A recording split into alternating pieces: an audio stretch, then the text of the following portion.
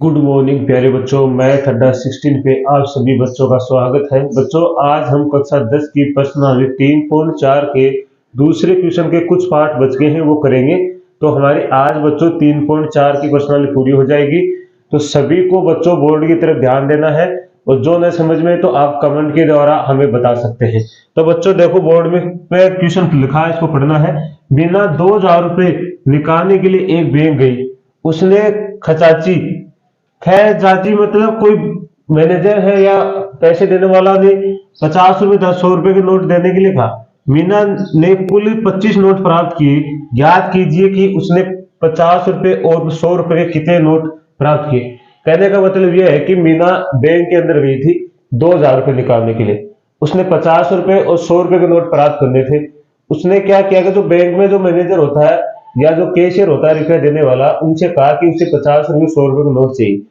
और उसने कुल नोट कितने प्राप्त किए हैं? 25 नोट प्राप्त किए हैं। तो हमें यह बताना है कि जो 50 रुपए के और 100 रुपए के उसने कितने कितने नोट प्राप्त किए हैं। तो बच्चे समझो इसको। जैसे मान लो मीना ने 50 रुपए के 10 नोट लिए। इसका मतलब कितने रुपए लिए? 500 रुपए। मतलब 50 उसने कितने नोट लिए? 10 लिए। और 100 रुपए के उसने कितने लिए हैं?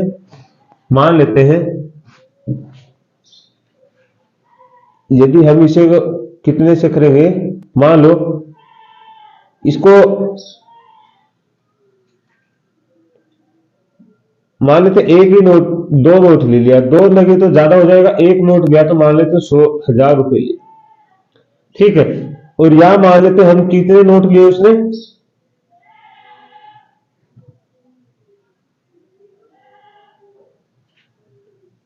या उसने 20 नोट लिए। कितने नोट लिए? मानो 50 रुपए के उसने 20 नोट लिए। इसका मतलब कितना हो गया? 1,000 रुपये हो गया। और 1,000 का एक नोट लिया, इसका मतलब कितना हो गया? कुल उसने कितने नोट ले लिए? पूरे 2,000 रुपये ले लिए क्या? इसे मान लो, या मान लेता मैं अगर 50 रुपए एक्स नोट है तो कितने हो जाते? 50 एक्स। या मान लेता, सॉरी, 1,000 लिख दिया क्या, या 100 आएगा। तो मान लेते 100 रुपए के 10 नोट है। कितने हैं? 100 रुपए के 10 नोट है तो कितना हो गया? कितना हो गया बच्चे? 1,000 हो गया। अब यहां से अगर मैं मान लेता कि 100 रुपए के वाई नोट है तो कितना हो जाता? 100 वाई। होता कि नहीं होता? इसका मतलब जो नोट माना वो कितना है? एक्स और वाई हमारा। इसका मतलब ये मान के चलता है एक्स और प्लस वाई बराबर कितने हो जाते? 25। क्योंकि देखो, मीना ने कुल नोट कितने प्राप्त किए? 25 किया है। इसलिए हमने क्या माना है? 50 रुपए नोट एक्स है और वो 100 रुपए के नोट कितने हैं? वाई है। इसके मतलब दोनों का योग ही तो 25 दे रखा है ना। अरे नोटों की संख्या है। अब नोटों की संख्या है तो उसने कितनी दे रखी है? 25 दे रखी है। तभी तो हमें यह पता चला कि 100 रुपए के नोट कितने हैं और 50 रुपए के नोट कितने, क्योंकि संख्या है तभी तो पता चलेगी हमें। तो बच्चों इसको करना कैसे है वो देखना हमें। तो आपको ध्यान से देखना, एकदम इजी क्वेश्चन है। तो चलो, सबसे पहले क्या करेंगे, माना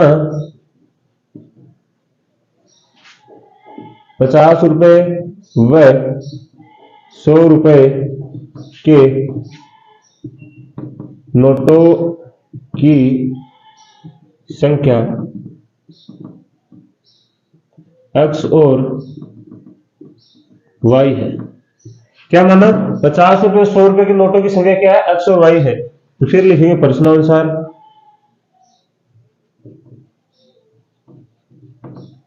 अब देखो, जो पहली शर्त है वो क्या है? पहली शर्त में लिखेंगे बच्चों, उसने क्या किया है? 50 रुपए था 100 रुपए के नोटों के नोट देने के लिए कहा।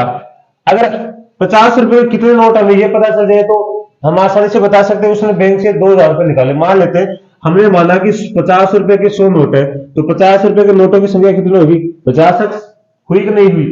दूसरी बात है कि 100 रुपए के हमारे पास कितने हैं? Why not. तो इसका मतलब कुल नोट कितने होंगे? 100 वाई। नोटों की संख्या तो दे रखी है ना अलग से भाई। तो हमें पता कि 50 रुपए के नोट है, तो इसका मतलब कुल नोट निकालेंगे 50 पे तो कितना? 50 वाई। 50 एक्स। और 100 रुपए के कुल नोट निकालेंगे तो क्या आएगा? 100 वाई। इन दोनों को जोड़ के उसने कितने नोट निकालने हैं? कितने रुपए निकालने? इन दोनों पैसों को जोड़ के, तो इन दोनों रुपए को जोड़ के तो उसे 2,000 रुपए निकालने हैं कि नहीं निकालने हैं? तो यहां से क्या आएगा? 50 का भाग लगा दो इसमें, तो एक्स बराबर 2 वाई बराबर कितना हो जाएगा? 40। ये समीकरण नंबर कितना आ गया, 1 आ गया। समीकरण नंबर कितना आ गया, 1 आ गया। अब दूसरे शर्त में क्या बोला उसने,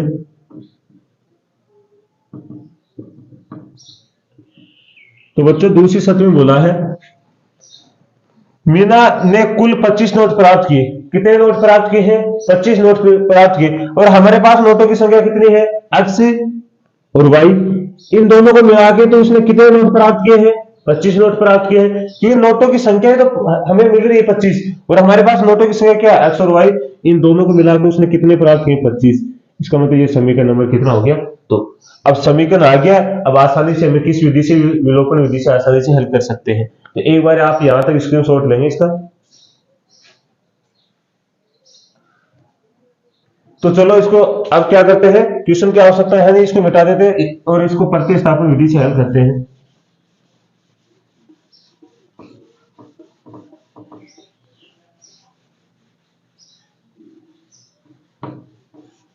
तो देखो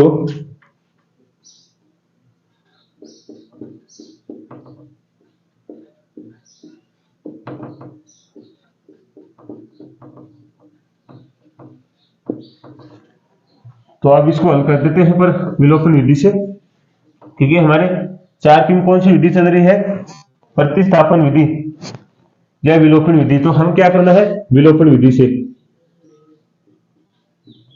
विलोपन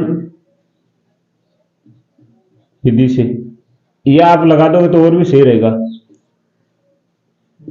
हमने क्वेश्चन में लगाया नहीं, आप लगा दोगे तो चलो।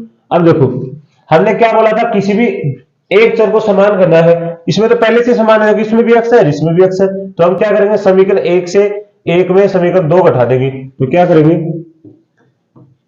समीकरण 1 माइनस समीकरण 2। ठीक है, एक बार बच्चों इसको देखो।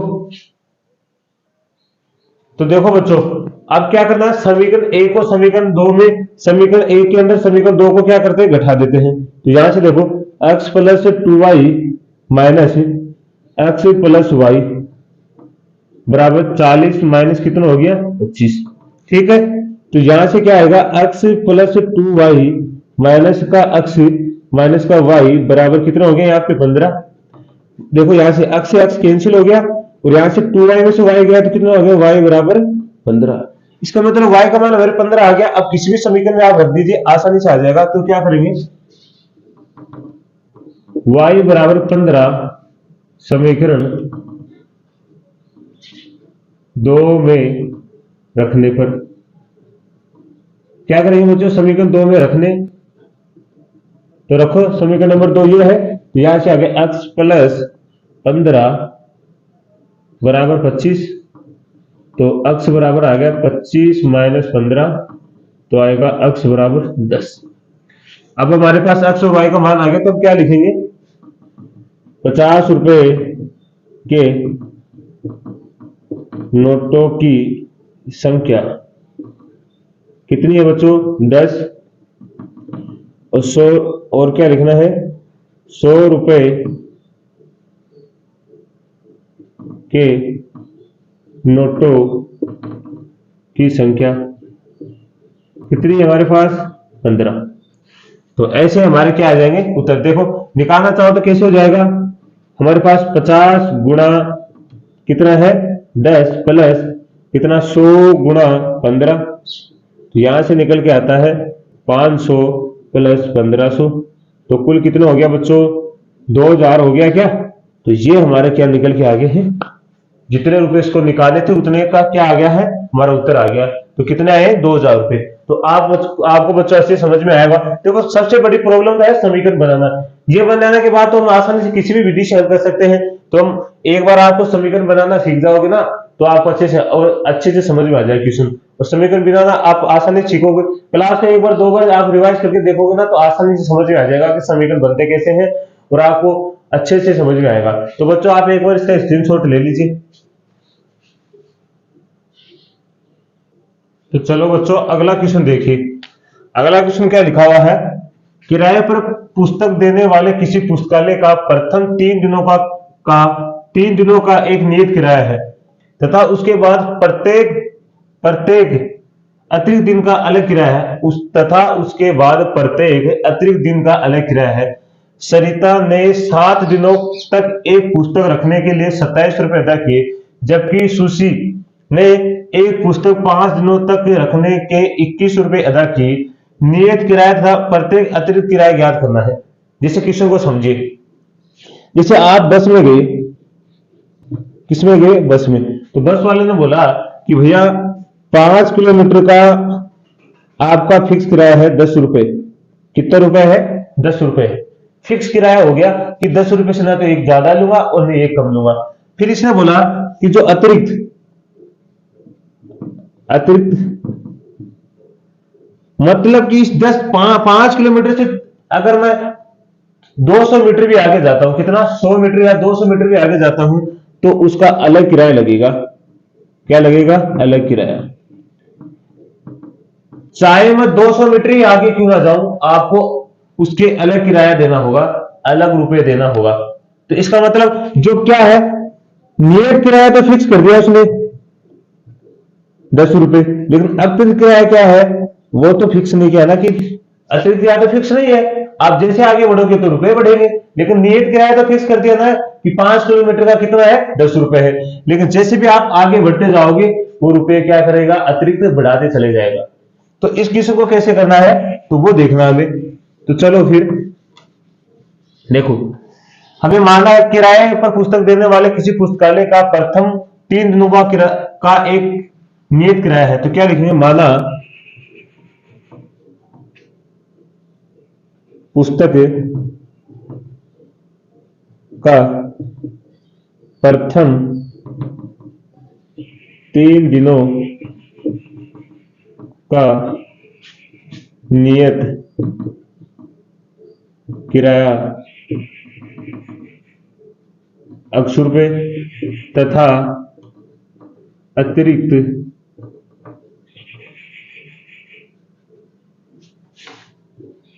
किराया Y रुपए है। मतलब 3 दिनों का किराया तो फिक्स है, 3 दिनों का किराया तो वो फिक्स लेगा, उसके बाद में जो भी लेगा वो अतिरिक्त लेगा। तो प्रश्नानुसार लिखेंगे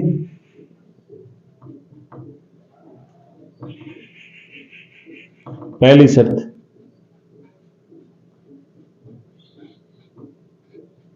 तो देखो, सरिता ने 7 दिनों के लिए क्या दिया है? यहां से देखो, सरिता ने 7 दिनों तक एक पुस्तक रखने के लिए 27 रुपए अदा किया। कितने? 27 रुपए। मतलब जो 3 दिन का किराया है वो तो फिक्स हो गया, 80 रुपए है। अब 3 दिन के बाद का जो किराया लगेगा उसका अलग से रुपए लगेगा। मतलब 7 दिन के लिए आता, मतलब 3 दिन का तो फिक्स हो गया। कितने दिन और बच गए? मतलब 4 दिन। इसका किराया कितना है? हमने माना है अतिरिक्त किराया कितना? Y है। तो ये अतिरिक्त किराया हो गया, इसका मतलब ये कितना होगा? 4Y। और कितने रुपए अदा करें इसके? 27 रुपए। इसने कहा कि जो 3 दिन का किराया है वो तो फिक्स है, मैं 100 रुपए लूंगी, लेकिन अगर 80 रुपए लेगा वो पुस्तकालय, सॉरी, या लेगी, तो इसका मतलब क्या हुआ कि अतिरिक्त किराया तो अक्स हो गया, मतलब नियत किराया, अतिरिक्त किराया लेगी वो क्या है? Y है। और इसमें क्वेश्चन में क्या दे रहा है? अतिरिक्त जो पुस्तक पढ़ रही है वो कितने है? 3 दिन का फिक्स है, 4 दिन अतिरिक्त तो हो गया ना, तो हमने क्या कर दिया? 4Y। इन दोनों का मिला के तो कितने रुपए ले रहा है? 27 रुपए ले रहा है। तो समीकरण नंबर हो गया 1। अब दूसरी शर्त में देखिए, दूसरी शर्त में क्या बोला बच्चों आगे? जबकि सुशी ने एक पुस्तक 5 दिनों के तक रखने के लिए 21 रुपए अदा किया। मतलब फिक्स, जो फिक्स किराया है हमारा, नियत किराया वो तो अक्स है, 5 दिनों के लिए लिया है। जो हमारा नियत किराया वो कितने दिनों के लिए? 3 दिन के लिए। तो कितने दिन बच गए बच्चों इसमें? 3 दिन कम हो गए तो कितने बच गए? 2 दिन। तो 2Y, मतलब 2Y हो गया, क्योंकि हमने क्या माना? अतिरिक्त किराया Y है, तो 2 दिन का कितना हो जाएगा? 2Y। बराबर कितने रुपए दे रही है? इसका 21 रुपए। इन दोनों को मिला के तो 21 रुपए दे रही है वो, तो क्या लिखेंगे? प्लस। ये समीकरण नंबर 2 हो गया। अब समीकरण 1 और 2 हो गया। अब आसानी से हम क्या कर सकते हैं? इसका विलोपन विधि से हल कर सकते हैं। तो बच्चों आपको अच्छे से समझ में आया होगा। एक बार इसका स्क्रीनशॉट ले लीजिए आप। तो चलो फिर इसको हल करते हैं।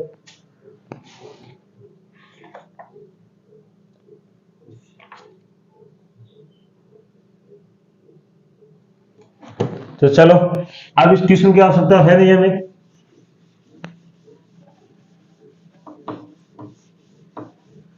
क्वेश्चन बड़ा था लेकिन क्या बने हैं, समीकरण छोटे ही बनते हैं। देखने में तो ऐसा लग रहा है पता नहीं क्या है। तो क्या है, x प्लस 4y बराबर 27 समीकरण नंबर 1 है। वहां से x प्लस 2y बराबर 21 समीकरण नंबर 2 है। अब इसको किस विधि से हल करेंगे, विलोपन विधि से। तो लिखो विलोपन विधि से। और विलोपन विधि से क्या है कि किसी भी एक चर को समान करना है। समान करने की आवश्यकता नहीं, इसमें तो पहले ही समान है। तो क्या करें, समीकरण 1 में से समीकरण 2 को घटा देंगे। तो लिखेंगे समीकरण 1 माइनस समीकरण 2। ठीक है, तो यहां से क्या आएगा, x plus 4y minus x plus 2y बराबर 27 माइनस के 21। तो यहां से आएगा x plus 4y minus x minus 2y बराबर कितना आएंगे 6। यहां से x कैंसिल हो गया और 4 में से 2 गया तो कितना हो गया 2y बराबर 6। तो यहां से आ गया y बराबर 6/2। तो कितना आ गया 3। तो y बराबर कितना आ गया 3। अब 3 किसी भी समीकरण में रख देंगे। तो क्या करेंगे, y बराबर 3 समीकरण 2 में रखने पर, आप 1 में भी रख सकते हो। तो 1 में रखेंगे, 2 में रखेंगे, कौन सा है, क्या रखना शुरू करेंगे, x प्लस 2 गुणा 3 बराबर 21। तो क्या आएगा, x प्लस 6 बराबर 21। यहां से आएगा x बराबर 21 माइनस 6। तो कितना आएगा बच्चों, इसमें जाएंगे तो x बराबर 15। x बराबर 15। तो देखो यहां से हमने किया तो y का मान कितना आ गया, हमारे पास 3 आ गया। 3 आने के बाद क्या हुआ, y का, यहां हमने y का मान किसे समीकरण नंबर 2 में रख दिया। यहां से क्या आ गया ये। तो क्या है, नियत किराया 15 रुपए, और क्या है अतिरिक्त किराया। ये तो क्या होता है, फिक्स ही होता है। अतिरिक्त किराया है वो कम ही लगता है, 3 रुपए। ठीक है, तो ये हमारे पास क्वेश्चन पूरा हो गया है, नियत भी आ गया है और अतिरिक्त भी आ गया है। तो आप सभी को बच्चों को समझ में आया होगा। तो बच्चों हमारी आज 3 प्रश्नावली 3.4 पूरी हो गई है। कल हम प्रश्नावली 3.5 करेंगे। वैसे तो हमारे सिलेबस में 3.5 नहीं है, फिर भी हम कर लेंगे। तो आप सभी को मैथ अड्डा सिस्टम की तरफ से धन्यवाद। जय हिंद बच्चों।